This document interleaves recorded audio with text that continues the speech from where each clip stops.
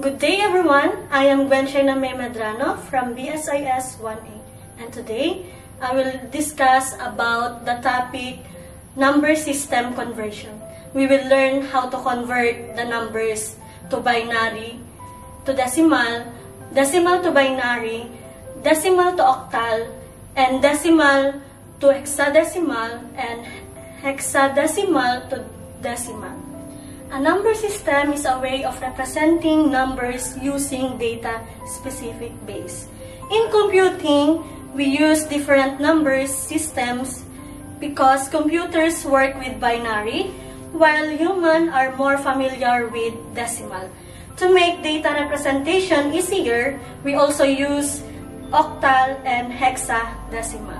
These conversions are very important in the field of computer science and digital technology.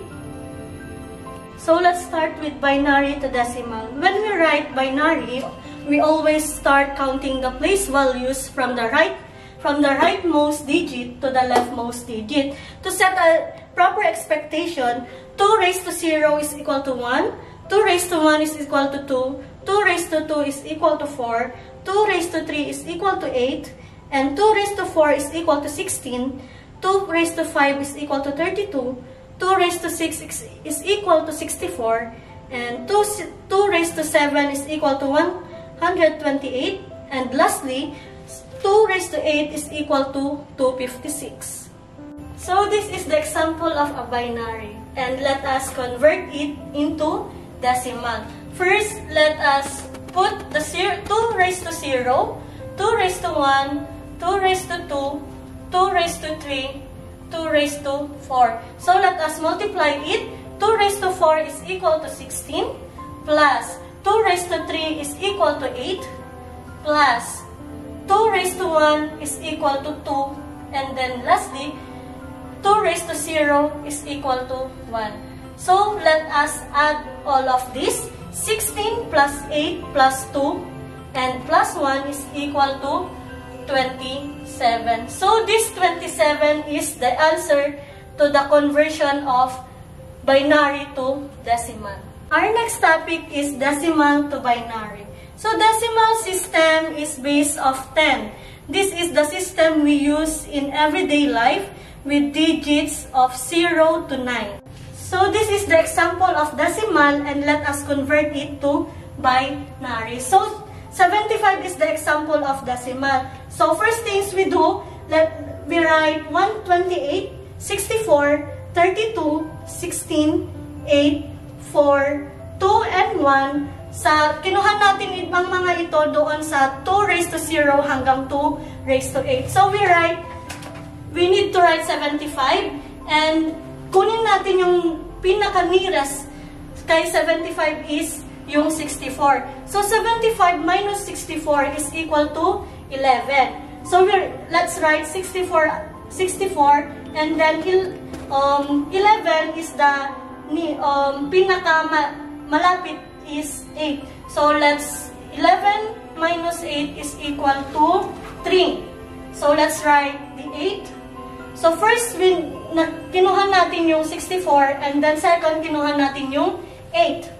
And then, 11 minus 8 is equal to 3. So we add plus, and let's write 8. And then lastly, we write 3, and yung pinaka-nearest is yung 2. Let's minus 2 is equal to 1. So let's add it. So, add natin yung 2. So, 64 plus 8 plus 2 is equal to 75. So, ito yung pinaka-total niya. 75 yung kinukuha nating decimal, kaya 75 yung sagot or pinaka-total lahat ng mga ito. So, let's circle this. So, 64, let's write 1. And then, wala yung 32 dito, and let's write 0. And then, yung 16, wala din dito sa taas, and let's write 0. And then, yung 8, nakuha natin doon sa 11 minus 8. So, let's write 1. And then, lastly, let's write 0 and 1. So, nakuha natin doon, may 1 doon sa taas. So, this the decimal to binary is equal to 100101. So this is the answer of the decimal to binary. So our third topic is decimal to octal. So octal system is based of 8. It is used digits from 0 to 7. So this is the example of decimal. So let us convert it to octal. So first things, we write 125 and let us divide it into 8. Since the octal is base of 8, so we divide it into 8. So 125 divided by 8 is equal to 15.625. So it's equal to, let's write 15 and then remainder of 0.625 times 8 is equal to 5. So the answer of 125 divided by 8 is equal to 15 remainder of 5. So let's write 15 and divide it into 8. So 15 divided by 8 is equal to 1.875. So let's convert it. So let's write 1 and remainder. So 0.875 divided times 8 is equal to 7. So let's write 1 divided by 8 is equal to 0.125. And then let's write 0 remainder of 1. So nakuha natin dito yung remainder kahit 1 divided by 8 is equal, hindi dapat ito may divide. We divide it, ang ginawa natin ay we write 0 and the remainder of 1. So, ang gagawin natin para makuha natin yung octal, we from the most significant digit to least significant digit. So the digit is write 175. So let's start the count natin yung 175. So the answer is 175 raised to 8. So the decimal to octal from 125 base 10 is equal to 175 base of 8. So our second to the last topic is all about decimal to hexadecimal. Hexadecimal system is based of 16. It uses digits 0 to 9 and letters A to F, where A is equal to 10, B is equal to 11, C is equal to 12, D is equal to 13, and E is equal to 14, and lastly, F is equal to 5. So first, kailangan natin malaman ang mga ito para tayo ay alam natin i-solve. We should know about the relationship between decimal and hexadecimal numbers. So first, decimal to hexadecimal, 0 is equal to 0, 1 is equal to 1, 2 is equal to 2, 3 is equal to 3, 4 is equal to 4, 5 is equal to 5, 6 is equal to 6, 7 is equal to 7, 8 is equal to 8, and then 9 is equal to 9. So the number 10 to 15 is all about the letters from A to F.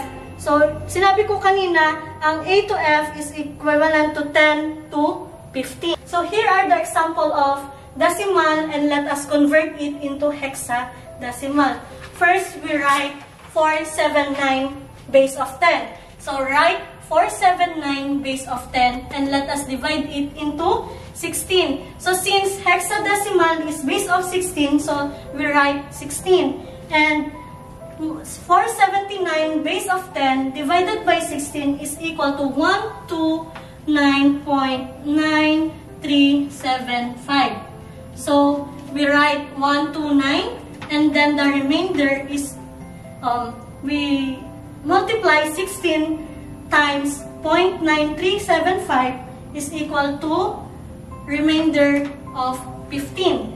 So let's write 129 129 divided by 16. So, 129 divided by 16 is equal to 1.8125. So, is equal to, let's write 1. Remainder of 16 times 0.8125 is equal to 13. So, let's write 1 divided by 16. So, let us divide. 1 divided by 16 is equal to 0.0625. So, we write 0 and then remainder of 1. So, we write 1 because we didn't divide 1 to 16. So, the remainder is equal to 0. So, para makuha natin yung hexadecimal, let us start with most significant digit from the least significant digit. So, pataas tayo. So, let's write 1, 13, and then 15. Para makuha natin yung hexadecimal, sinabi ko kanina, yung 13 is the letter of 13 is equal to D. And then the 15 is equal to F. So, the answer of the conversion of decimal to hexadecimal is 1DF base to 16. So, the answer of decimal to hexadecimal is 1DF base of 16. So, our last topic is all about hexadecimal to decimal. So, the good thing about hexadecimal is that it can be converted directly to binary because each hexadecimal digit is represented by exactly 4 binary bits. So, this is the example of hexadecimal and let us convert it to decimal. So, ito yung hexadecimal, 2, 3, E base of 16. Since yung hexadecimal is 16, yung gagawin natin para makuha natin yung decimal niya is yung ginawa natin doon sa binary. We write 16 raised to 0, 16 raised to 1, and then 16 raised to 2. So, let's start. Mag-start tayo dito sa rightmost digit to leftmost digit. So, let's write 2 times 16 raised to 2 plus 3 times 16 raised to 1. And then, yung E, syempre, yung E, kukunin natin yung number niya. So, yung number ng E is equal to 14. So, we write plus, and then 14 times 16 raised to 0. So, 16 raised to 0 is equivalent to 1. So, we write 16 raised to 2 is equal to 2 times 256 plus 3 times 16 raised to 1 is equal to 48. And then, 14 times 1 is equal to 14. So, let's add all of this. 2 times 256 is equal to 22512 plus 48 plus 14 is equal to 62. So, let's add all of this. 512 plus 62 is equal to 574. So, the answer of the conversion of hexadecimal to decimal is equal to 574 raised of 10. In summary, binary is base of 2, decimal is base of 10, octal is base of 8, and hexadecimal is base of 16. Each system is used to represent numbers in different ways. In conclusion, number system conversions are very important in the study of computing because binary is the language of computers, decimal is the number system humans use in daily life, and octal and hexadecimal make it easier to represent large binary values in a simpler way.